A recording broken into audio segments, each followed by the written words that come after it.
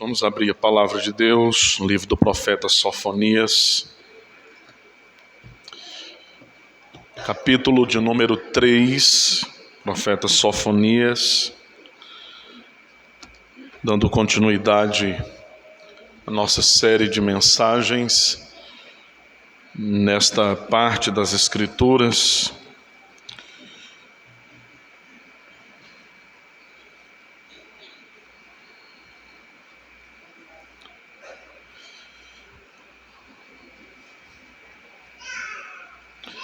Nós vamos fazer a leitura a partir do versículo de número 8 e leremos até o versículo de número 13. Sofonias, capítulo 3. Sei que é um pequeno livro do Antigo Testamento, às vezes a dificuldade pode ser um pouco maior para achar. É um pequeno livro, é um dos 12 profetas menores.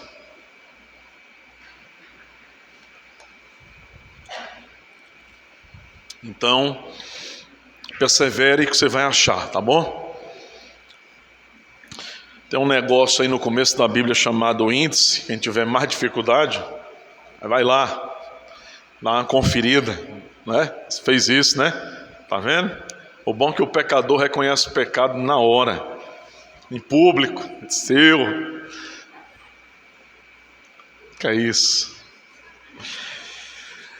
Sofonias, capítulo 3, versículo de 8 a 13, diz assim a palavra de Deus: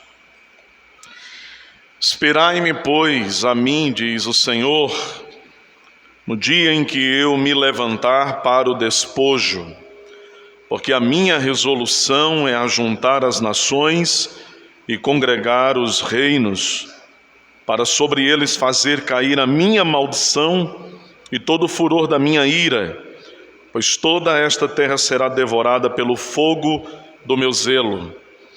Então darei lábios puros aos povos, para que todos invoquem o nome do Senhor e o sirvam de comum acordo.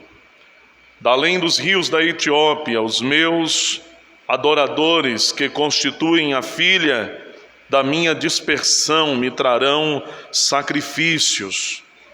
Naquele dia não te envergonharás de nenhuma das tuas obras com que te rebelaste contra mim.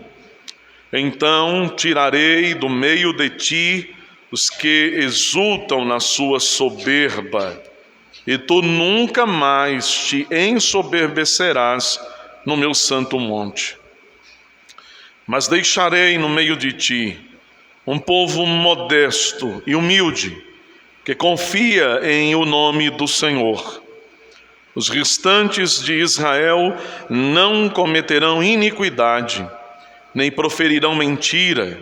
Na sua boca não se achará língua enganosa, porque serão apacentados, deitar-se-ão e não haverá quem os espante. Amém.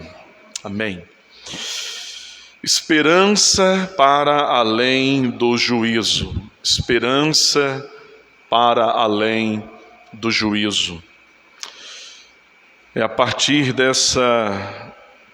desse texto, dessa leitura, sob este título que nós queremos refletir nessa manhã, na manhã desse domingo aqui, todos nós juntos. Esperança para além do juízo. Um dos comentaristas bíblicos mais destacados no contexto evangélico protestante, que agrada muito bem tanto a cristãos de posição mais arminiana e também a reformados, Warren Wiersbe, ele comentou em seu comentário sobre os profetas, comentou acerca desta parte do texto que nós lemos, da seguinte forma: ele disse, porque os profetas quase sempre encerravam seus livros com mensagens de esperança. É uma pergunta que ele faz. Por que os profetas quase sempre concluíam, encerravam os livros que eles escreviam com uma nota final, com uma mensagem final carregada de esperança. E ele responde dizendo que há pelo menos 3 motivos para isto. Pelo menos 3. O primeiro deles, que a esperança ela é uma grande motivação para a obediência. A esperança é uma grande motivação para a obediência. E os profetas desejavam então encorajar o povo de Deus a obedecer à vontade de Deus e fazer exatamente aquilo que Deus ordenava para o seu povo. Então esta é a primeira razão, o primeiro motivo, porque eles geralmente terminam seus livros com essa nota repleta de esperança, com esse coro de esperança, a fim de que pela esperança esse povo seja motivado, animado a obedecer a Deus e fazer aquilo que agrada a Deus, aquilo que Deus mesmo ordena para o seu povo através da sua palavra. Mas o segundo motivo, porque assim eles o fizeram, é que a ênfase dos profetas está na fidelidade de Deus. Deus é o Deus fiel. E é por causa dessa fidelidade que nós somos preservados. Ele não pode negar a si mesmo. O Wisby diz que então o Senhor ele cumpriria suas promessas e um dia ele estabeleceria o reino, e uma vez que esse Deus fiel, desse Deus que é fiel, ele cumpriria então as suas promessas. Também nós devemos ser fiéis em obedecê-lo. Se desobedecermos, ele será fiel em disciplinar. Se confessarmos os nossos pecados, ele será fiel em perdoar. Ele é fiel em nos corrigir. Ele não deixa de nos disciplinar, porque ele é o Deus fiel. Mas ele também é o Deus que nos garante, com base na fidelidade dele, nos perdoar se nós confessarmos os nossos pecados a ele. E o terceiro e último motivo que o Wisby destaca, porque a fim de justificar a razão, porque os profetas terminam seus livros com essa mensagem última de esperança, é que essa mensagem conclusiva de esperança, ela era um encorajamento para aquela parcela fiel no meio do povo de Deus, o remanescente fiel de Deus na terra. Quando toda uma nação se corrompe, quando toda uma igreja se desvia da verdade, é fato e é correto sabermos e pensarmos que Deus preserva no meio de uma nação, no meio de uma igreja, uma parcela, às vezes diminuta, é verdade, menor, uma parte de um todo. Ele preserva esse povo, essa parcela de gente, e ele então encoraja essas pessoas a permanecerem fiel, a permanecerem no caminho, a serem leais a Deus, a sofrerem até mesmo quando cumprem aquilo que Deus colocou sobre seus ombros, depositou em suas mãos, para que continuem a sua devoção a Ele, ainda que ao derredor deles muitos já tenham esquecido do Senhor e esquecido daquilo que Deus lhes falou, esquecido dos princípios do Evangelho, da palavra, da misericórdia e do amor de Deus. Eu acho que esses são motivos interessantes e que parecem justificar o porquê os profetas fazem assim em seus livros. Sofonias, então, ele segue esse padrão de escrita. E nós estamos na parte final deste capítulo, na parte final deste pequeno livro. Nós começamos o livro do profeta Sofonias em notas muito pesadas, em notas muito graves. E a consequência disso é que a nossa atenção ela é colocada em alerta. Deus está falando ao seu povo. Ele está dizendo ao seu povo, Ele está declarando os pecados do seu povo, Ele está colocando em face do seu povo a sua desobediência, a sua transgressão, o afastar-se de Deus, a sua negligência, a sua irreverência, o não temer a Deus, o não humilhar-se diante de Deus, suas injustiças, sua falha em defender os mais vulneráveis.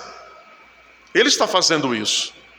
Essas são notas extremamente pesadas, graves, que colocam os nossos sentidos em alerta, sobressaltados. Mas agora, quando o profeta caminha para a conclusão de sua mensagem, as notas vão se tornando mais suaves, mais temperadas.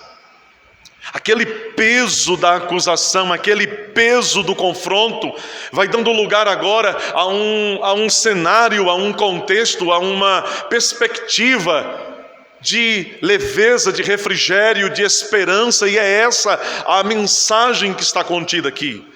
Uma esperança para além do juízo. Sim, Ele é o Deus do juízo.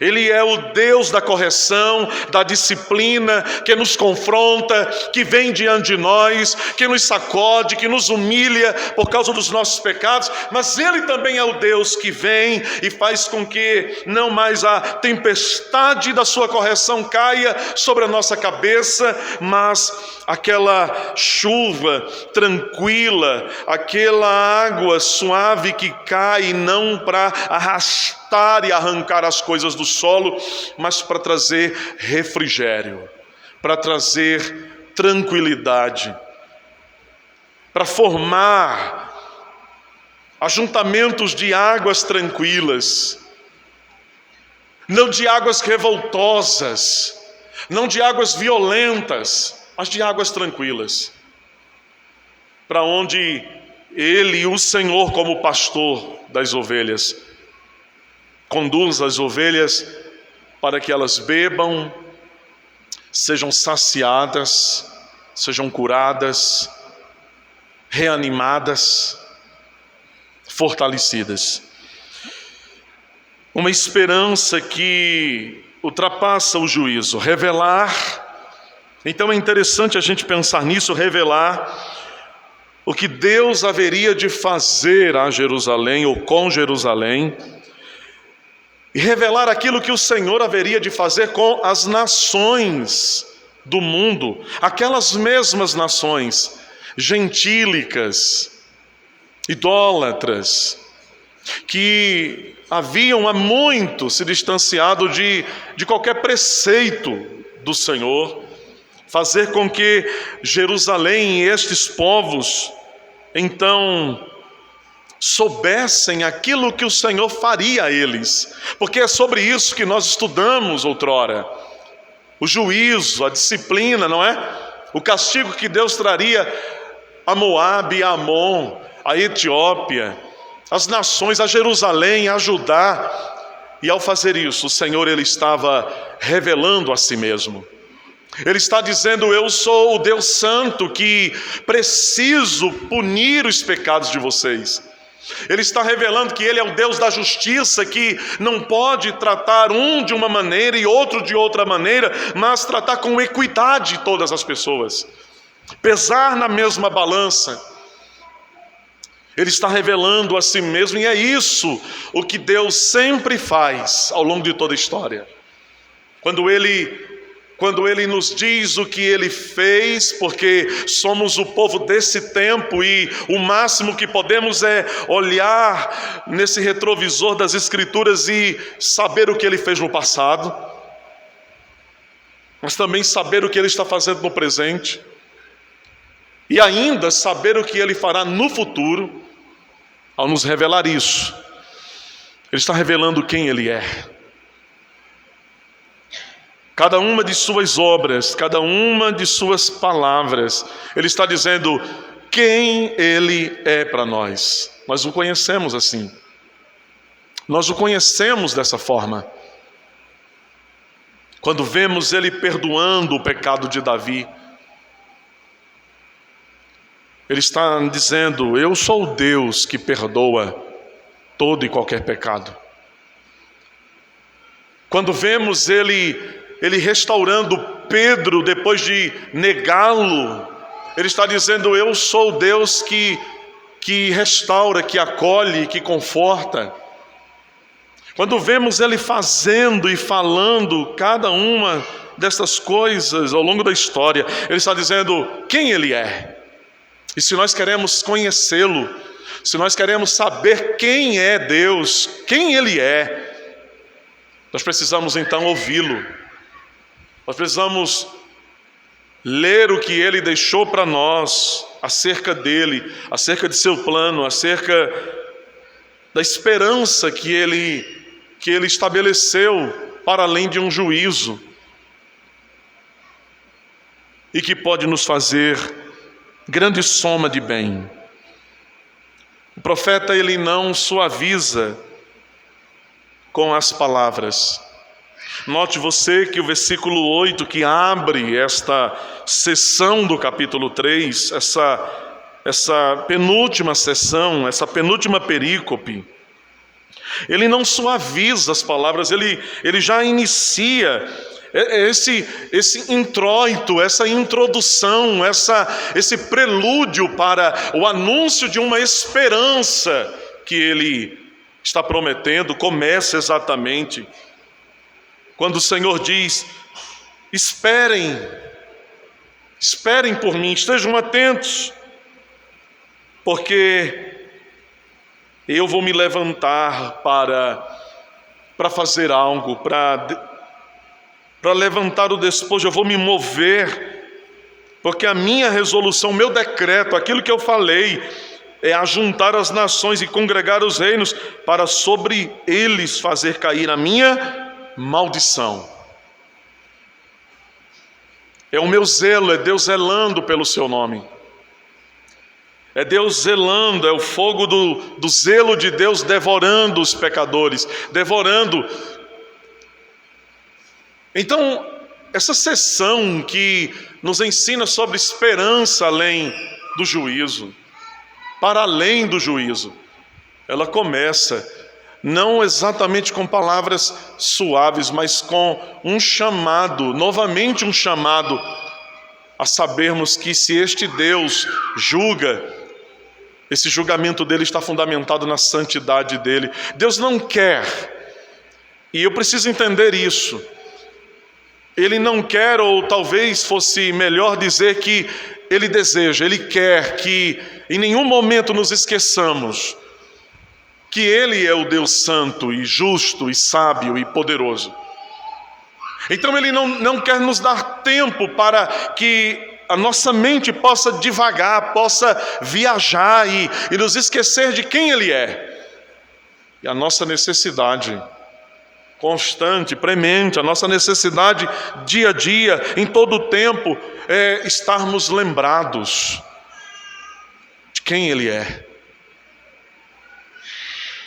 Do acordar, do levantar, ao término do dia, ao deitar. Essa é a linguagem do Salmo 92. De manhã nos lembraremos, ó Senhor, da Tua misericórdia. De noite, da Tua fidelidade. Saber quem é o Senhor, do começo ao fim do nosso dia. Do princípio da nossa vida contigo, ao último dia da nossa vida aqui nesse mundo com o Senhor. Não há nada mais importante do que isso. Não há nada mais essencial do que isso. A esperança que se manifesta para além do juízo, ela está ligada poderosamente a essa verdade. Saber quem Deus é. E o que é isso? Ele está fazendo aqui isso. Ele está dizendo: eu sou o Deus que julga vocês. Eu sou o Deus que, com o meu zelo por causa do pecado de vocês, eu venho a vocês. E agora, depois disso, aqui no versículo 9 em diante, o Senhor traz uma palavra muito preciosa. Ele fala de fazer algo com essas pessoas, algo diferente com elas. Então note você que o profeta ele começa não suavizando as suas palavras. Ele está falando em nome de Deus. Ele está falando de forma firme, fiel, dizendo Deus é o Deus do juízo. E ao revelar essa justiça ao mundo ímpio, rebelde, o Senhor estava revelando quem Ele é, ao revelar ao seu povo. Ele está revelando quem Ele é, o que Ele é capaz de fazer. Agora, observe que a mensagem que Ele introduz a partir daqui, inicia. E é a parte final desse livro. É uma mensagem de graciosa salvação. É uma mensagem de salvação pela graça que Deus está revelando a estas pessoas.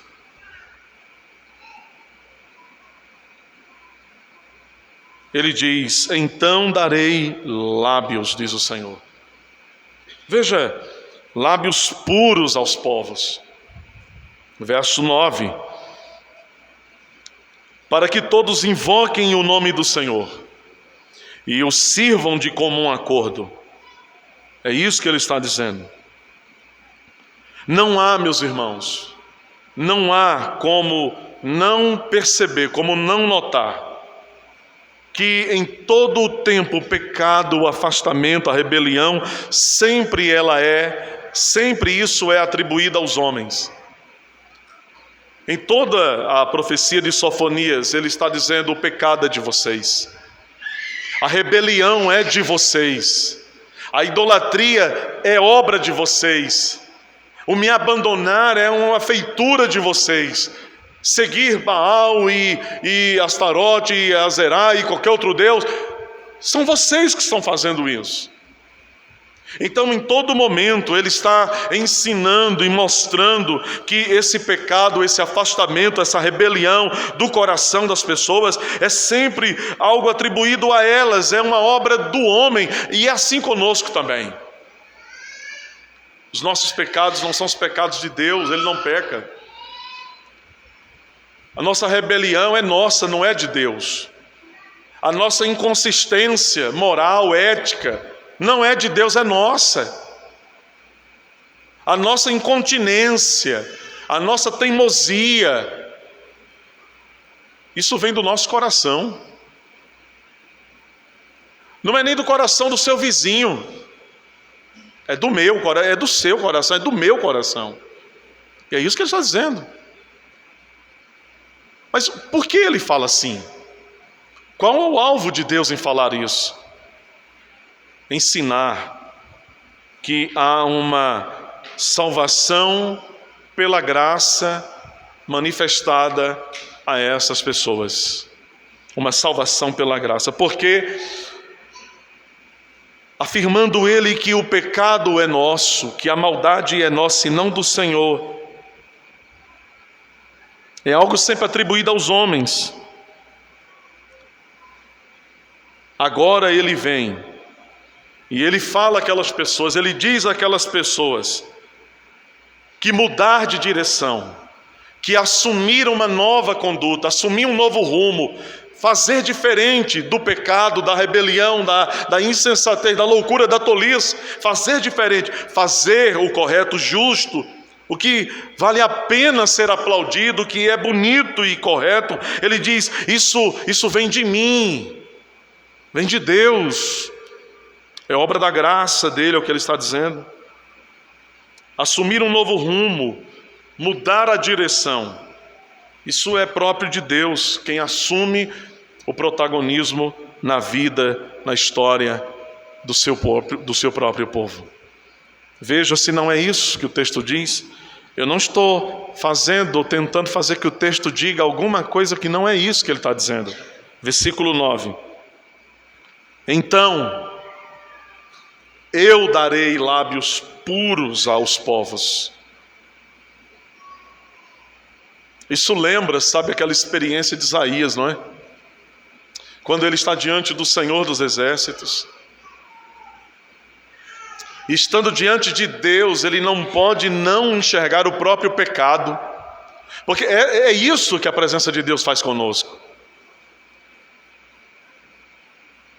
Ele diz: eu estou perdido. Eu sou um homem de lábios impuros. Eu vivo no meio de um povo de impuros lábios. Eu vi Deus. Eu vou morrer.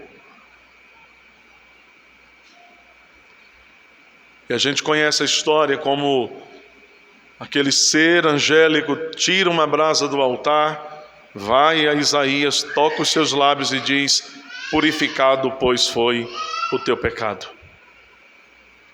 Quem pode purificar o nosso pecado, senão Deus?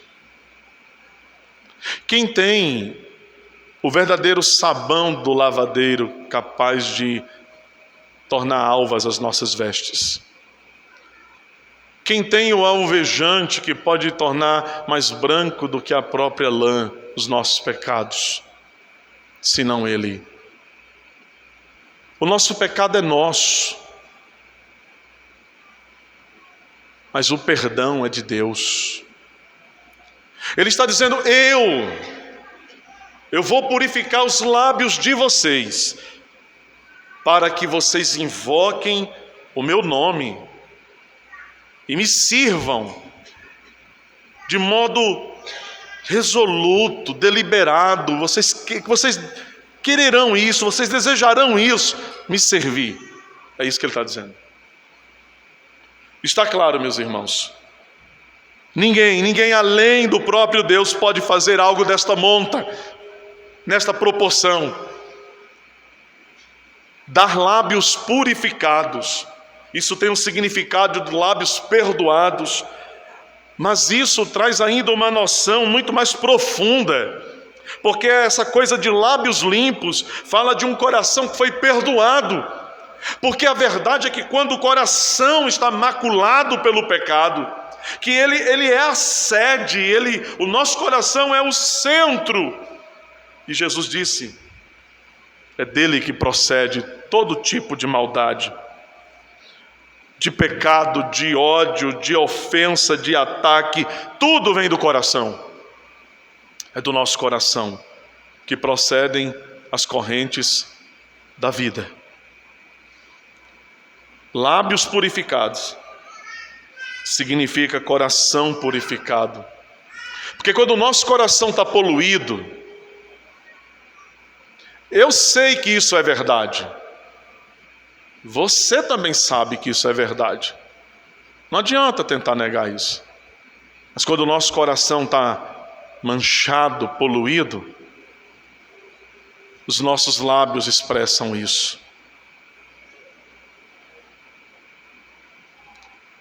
Deus está dizendo: eu vou purificar o coração de vocês para que a boca de vocês possa me invocar, diz o Senhor. Vocês possam me servir de comum acordo. É isso que Ele está dizendo.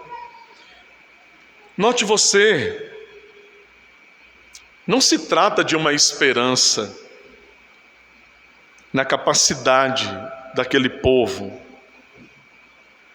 ou não se trata de uma esperança fundamentada em alguma bondade que ainda pudesse subsistir, restar no coração daquelas pessoas. Não é. Na verdade, o que nós temos aqui, no fechamento desse livro, é mais uma vez a graça, o favor de Deus agindo no coração dos pecadores, um coração atrevido, que desafia Deus. Em outras palavras, o que nós temos aqui, sob o título de esperança para além do juízo, o que temos aqui no Deus que diz: eu vou dar lábios novos a vocês, eu vou dar um coração novo a vocês, vocês vão me invocar com a boca, vocês vão me servir com as mãos, vocês vão fazer isso, porque eu vou fazer isso. Vocês não podem fazer, eu vou fazer isso. O que Ele está nos ensinando aqui é que o poder triunfante da graça de Deus, ela faz com os homens, ou ela faz que os homens cegos pelo pecado possam enxergar a verdade. ou que os homens surdos para ouvir o que Deus está falando a eles, eles possam então ouvir de verdade, escutar, e que seus corações antes insensíveis possam sentir o que Deus quer que eles sintam. É Ele que faz isso. E aqui eu fico impressionado com essa coisa toda que Deus ensina.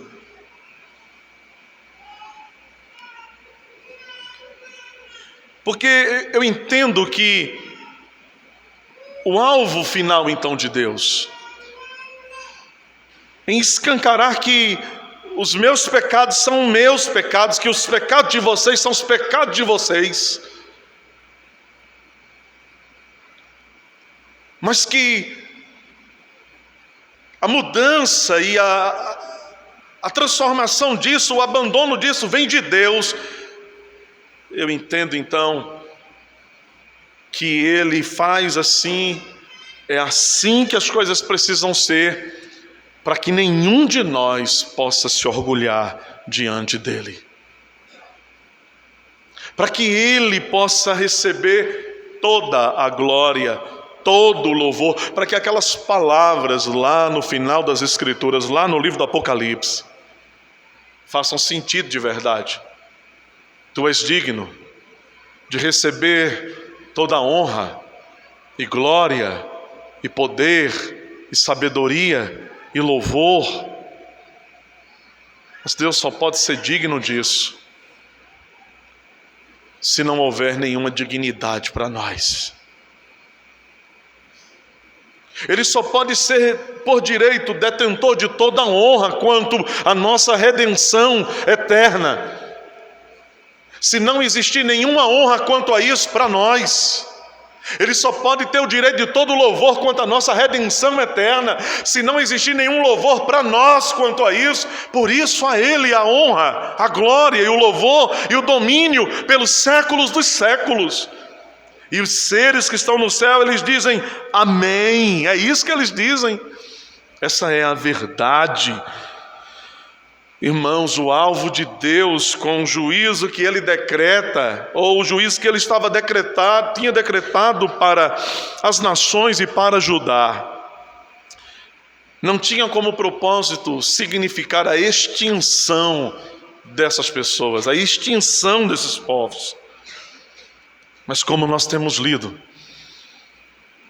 significava a purificação de muitos, lavar os pecados de muitos. Sabe, lógico, Deus tem prazer Deus tem um prazer que é diferente do nosso prazer. O prazer de Deus tem a ver com aquilo que se conecta à verdade que há nele. O prazer de Deus tem a ver com aquilo que é justo nele. Então o prazer de Deus, ele tem uma anatomia diferente do prazer em nós. E eu sei que é difícil quando a gente tenta atribuir a Deus essas emoções, sentimentos que são tão conhecidos por nós, tão típicos de nós, ira, alegria, prazer, não é? Não é fácil. Mas a rigor a gente precisa perceber que há uma anatomia diferente disso em Deus. Há uma mecânica diferente em Deus. Porque nem sempre, aquilo que nós sentimos como prazer por algo está conectado ao que é verdadeiro. Porque às vezes nós temos prazer em fazer o que é mal. Não é assim? Não é? Ou não? Só eu tenho esse prazer de fazer o que é mal às vezes. Ainda que seja no momento que a gente faz, que a gente acredita que aquilo é o certo, é o justo, é o bom e verdadeiro, a gente faz. Nem que seja um prazer momentâneo daquilo, até que bata o arrependimento, não é? Até que venha o arrependimento. Mas a gente tem essa capacidade de conectar o prazer ao que não é justo, ao que não é verdadeiro, ao que não glorifica a Deus. Isso é por causa do pecado em nós. E nessa matéria nenhum de nós aqui escapa. Nenhum de nós. Mas Deus não. Todo o prazer que Ele sente é puro, é justo, é verdadeiro, é limpo. Então, a gente pode dizer, em certo sentido, que Ele tem prazer. E por que eu expliquei isso tudo? Para que você não escute o que eu vou dizer agora, e você pense que eu estou pregando ou ensinando sobre Deus, como se Ele é um Deus masoquista, um Deus terrível, que se satisfaz em fazer o que é difícil, doloroso, perigoso. Então é por isso que eu fiz essa coisa toda aqui contada. Mas Ele tem prazer quando Ele pune o pecado, quando Ele disciplina. Mas há um prazer em Deus muito mais elevado quando Ele perdoa pecados. Mas onde está o fundamento disso? Por que eu posso ter certeza de que isso é verdade? Como eu posso chegar a essa certeza? Pelo fato de que, para perdoar os pecados, Ele enviou o seu Filho ao mundo. Ele deu o justo pelos injustos. Ele derramou o mais puro sangue de todo o universo por pecadores. Eu acho que essa é uma boa demonstração do porquê Ele tem tanto prazer em perdoar pecadores, em salvar perdidos. Isso demonstra isso. Então, Ele quer salvar pessoas, nações, Judá. Romanos 2, versículo 4. Ou desprezas a riqueza da sua bondade e tolerância e longanimidade, ignorando que a bondade de Deus é que te conduz ao arrependimento. É a bondade de Deus que nos conduz ao arrependimento. É a bondade dele. O coração, então, purificado, lábios que agora falariam não segundo a perversidade e o engano, não mais lábios de falsidade espalhando o que é mal, eles abandonariam a idolatria. É o que está aqui no texto, irmãos. Será que é o que está no texto aqui? Será que é isso? Eu vou repetir. Antes leiam, presta atenção, observe, verso 9. Então, não sou eu que estou dizendo isso, é Deus. Então eu darei lábios puros a vocês, para que vocês me invoquem, abandonem a idolatria, para que vocês me reconheçam como único Deus, o nome do Senhor, e sirvam ao Senhor. Verso 10, além dos rios da Etiópia, os meus adoradores, que constituem a filha da minha dispersão, me trarão sacrifícios, vão me servir. Naquele dia, verso 11, não te envergonharás de nenhuma das tuas obras, com que te rebelaste, rebelião, da rebelião para a obediência, rebelastes contra mim. Então tirarei do meio de ti os que exultam na sua soberba, os soberbos, em vez de soberba, humildade. Não é? É ou não é? É.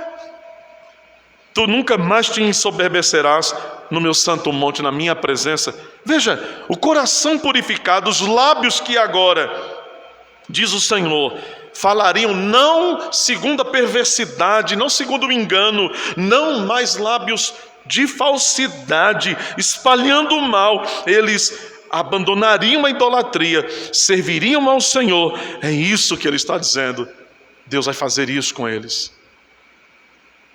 Aquilo que Sofonias profetizou então, que Deus faria Jerusalém, que Deus faria as nações ímpias, gentílicas, hostis a Israel, ganhou eco, ganha eco nas palavras de Jesus em João 10, verso 16. Porque Deus está dizendo aqui, através de Sofonias, que Ele vai fazer isso aqui, purificar o seu povo naquele momento, naquele tempo. Mas não só o seu povo, Ele vai purificar os povos, Israel e outros povos, gente de Israel e gente de outras nações. Então essa ideia, isso que é dito aqui, ganha eco nas palavras de Jesus em João 10,16, quando ele disse: eu tenho ainda ovelhas que não são deste aprisco, a mim me convém conduzi-las, elas ouvirão a minha voz, então haverá um rebanho e um pastor. Aquilo que o Senhor faria seria de um alcance tão extraordinário, tanto no aspecto externo, Deus os perdoaria, mas também no aspecto interno, eles não seriam esmagados por dentro, nos seus próprios corações, pela culpa que condena, pela culpa que acusa. O perdão de Deus traria paz ao coração daquelas pessoas, versículo 11. Essas palavras do que Deus está dizendo a Sofonias que ele faria, elas eram um pequeno embrião para aquele tempo,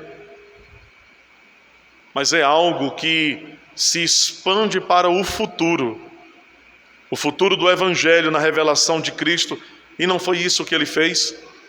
Ele deu lábios puros, não apenas a alguns de Israel, nos tempos da vinda do Salvador e de sua ressurreição em diante. Ele começou a chamar gente de todos os povos, de todas as nações, de todos os lugares.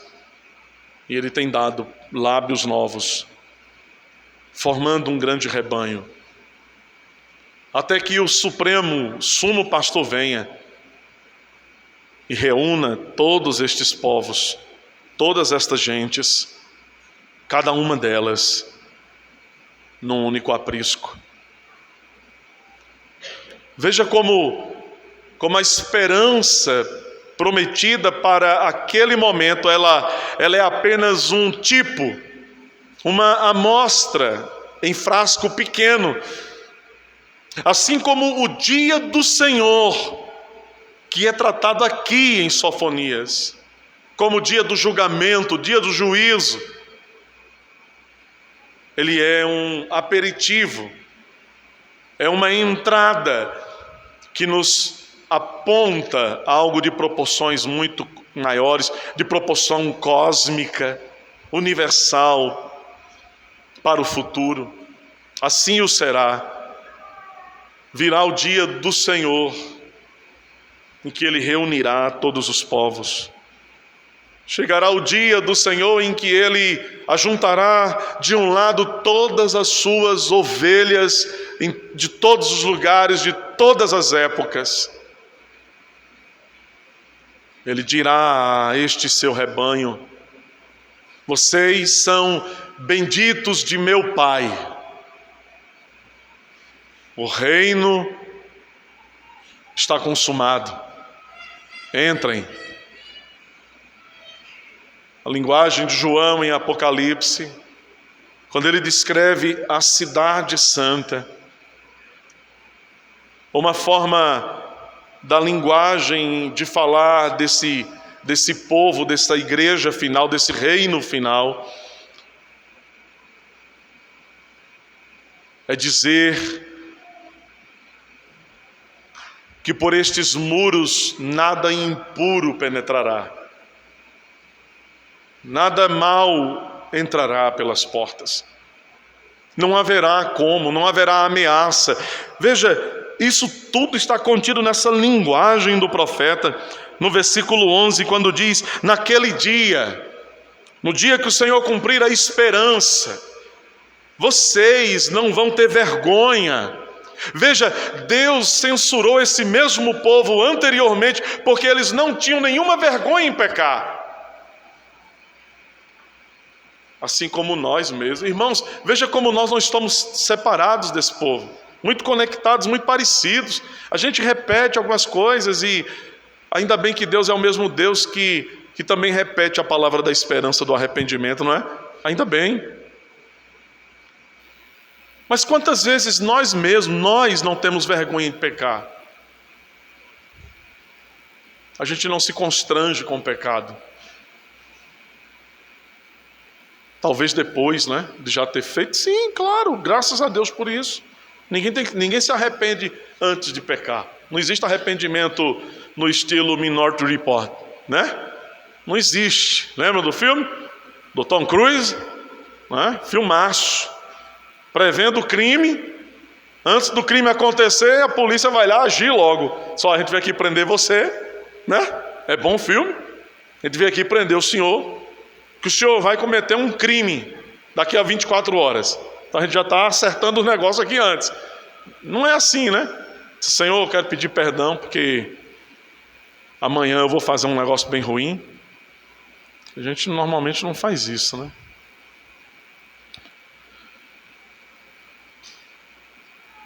Ele está dizendo: haverá esperança, vocês não vão sentir vergonha, nenhuma das obras que vocês fizeram. Como isso aqui é importante. Isso aqui exalta o perdão de Deus, sabia? Isso aqui exalta a graça de Deus, a misericórdia de Deus. A ideia não é que uma amnésia vai ser aplicada na nossa memória e a gente, eu não me vergonho pelo que eu fiz de errado tal dia, porque eu esqueci, não tenho nenhum vestígio disso na minha memória. A ideia não é essa. A ideia é que nós cremos, sabemos o suficiente sobre a graça, sobre a misericórdia, sobre o perdão, que depois de sermos tratados, perdoados por Deus, curados por Ele, nós não ficamos sendo triturados em nosso interior, devorados e destruídos dentro de nós, porque estamos morrendo de vergonha pelo que fizemos.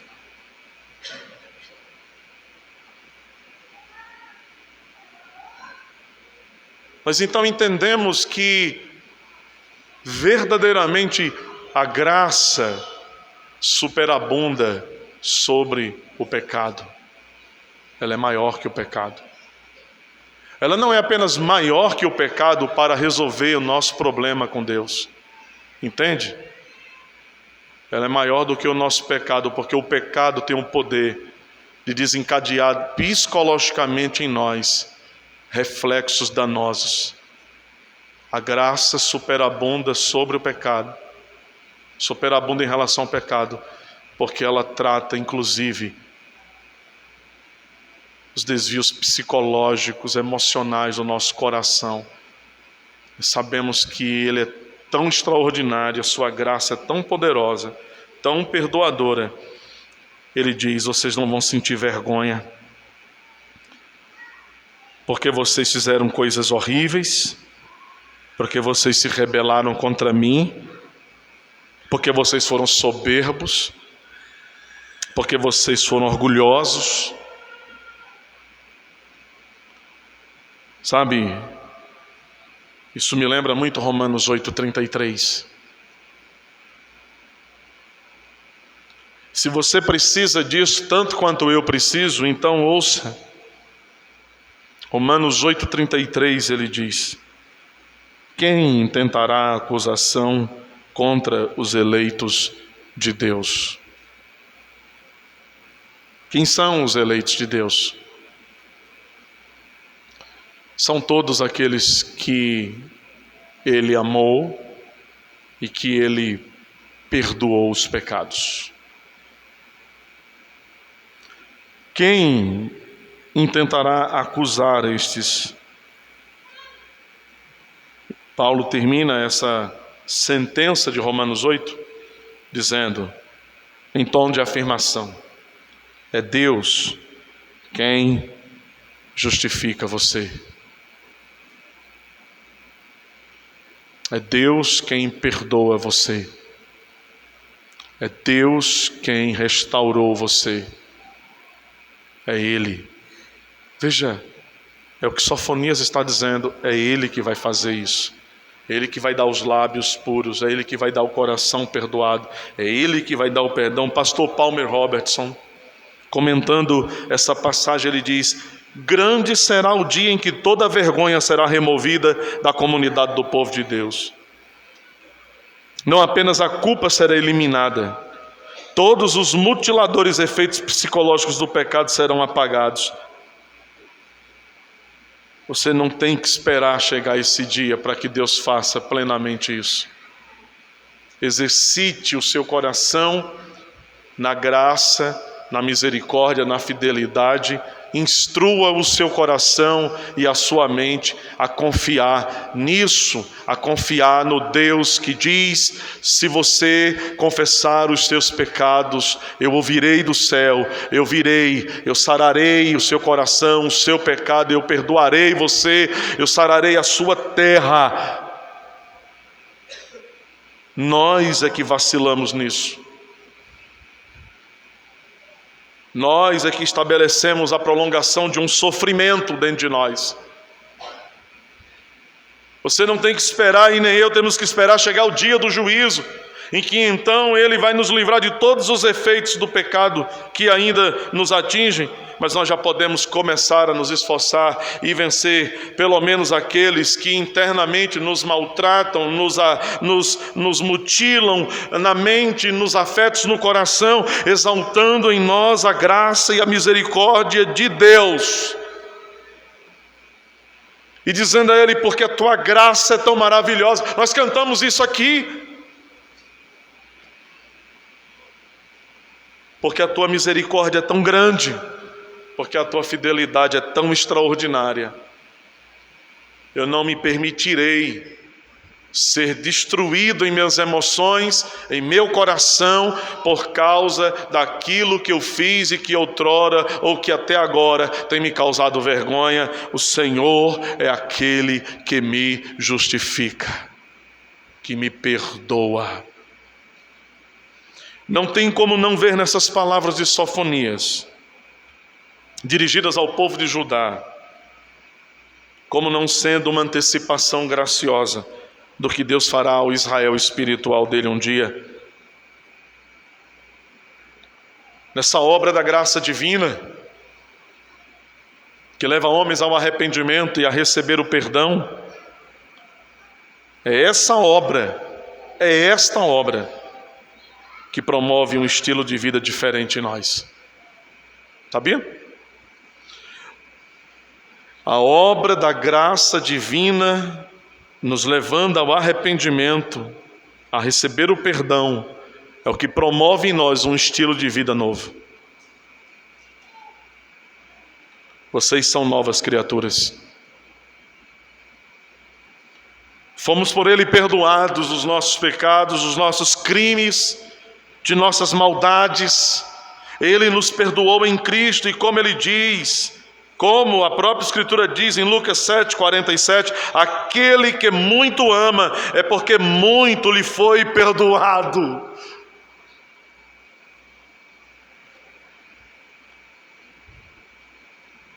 Se amamos pouco ao Senhor, é porque nós não temos refletido seriamente sobre o quanto, sobre quanto Ele nos perdoou.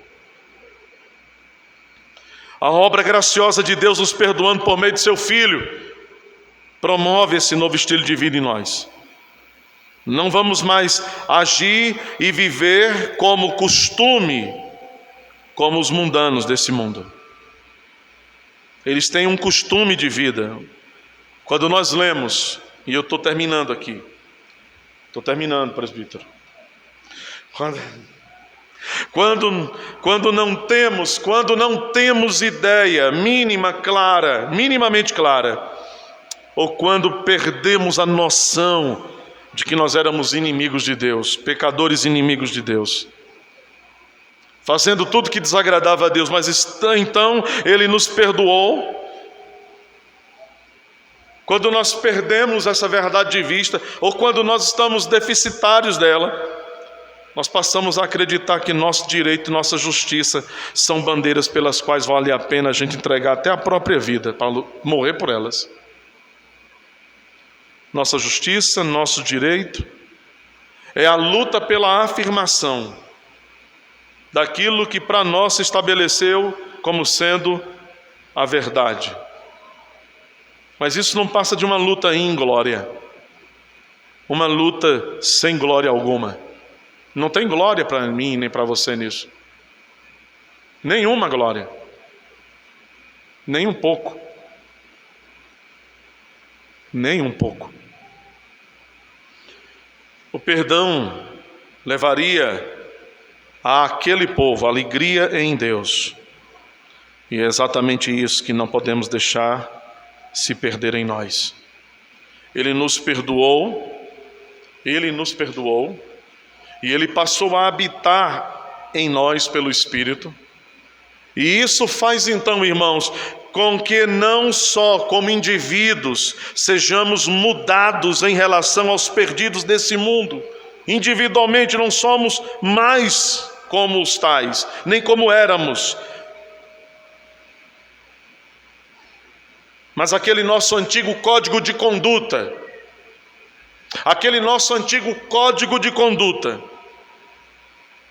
pelo qual buscávamos estabelecer a nossa justiça própria, agora, por causa do perdão, porque Ele purificou-nos, porque Ele nos limpou, porque Ele nos manifestou sua graça, aquele antigo código de conduta, ele foi substituído por um código de vida.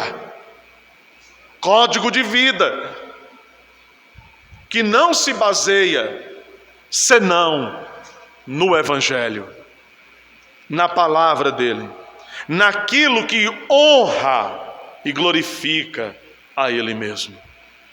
Eu termino lembrando que uma lição, além de tudo que nós temos refletido aqui, é importante ser reafirmada. É que nós temos, irmãos, todos os ingredientes para uma vida que expresse a graça de Deus. A graça de Deus quer ser expressada na nossa vida, porque nós não temos um código de honra. Nós temos um código de vida.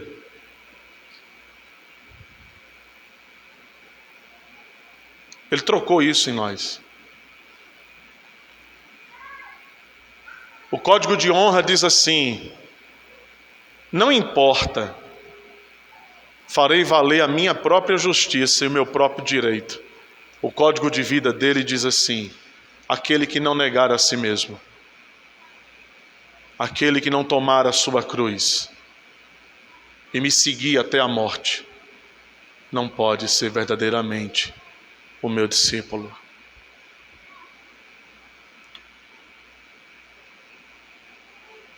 Nós temos todos os ingredientes para que em vida a graça se expresse em nós, através de nós. Temos o perdão dos pecados. Eu não sou mais perdoado do que vocês, e eu estou muito satisfeito em saber que vocês também não são mais perdoados do que eu. Temos a esperança constante, temos a presença constante do Espírito Santo.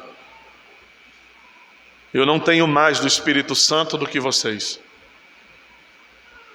E eu também me satisfaço em saber que vocês não têm mais dele do que eu.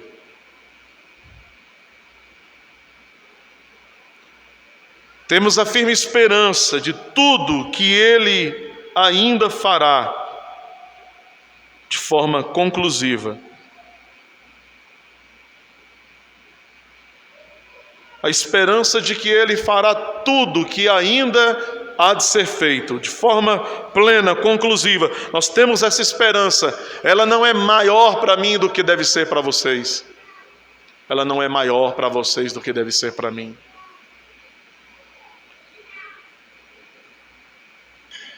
Do que sentiremos falta? Temos tudo o que é necessário. Ele nos faz caminhar, escute isso. Ele nos faz caminhar no deserto desse mundo, mas Ele não nos deixa andar sem sandálias nos pés. Ele nos faz caminhar pelo deserto desse mundo, mas Ele não nos deixa andar sob o sol escaldante, sem água e sem sombra. Ele nos faz andar no deserto desse mundo, mas Ele não nos envia sem comida. E mesmo quando a noite chega, Ele não nos faz andar tateando no escuro, sem que haja uma luz que nos guie na direção certa.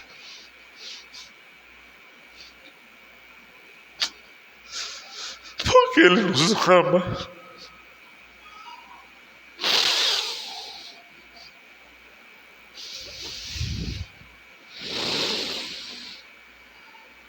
Sabe,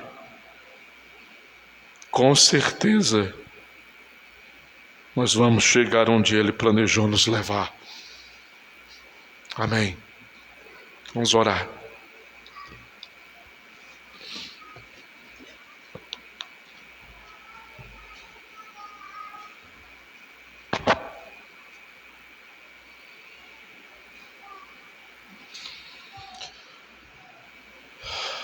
Obrigado, Senhor. Obrigado.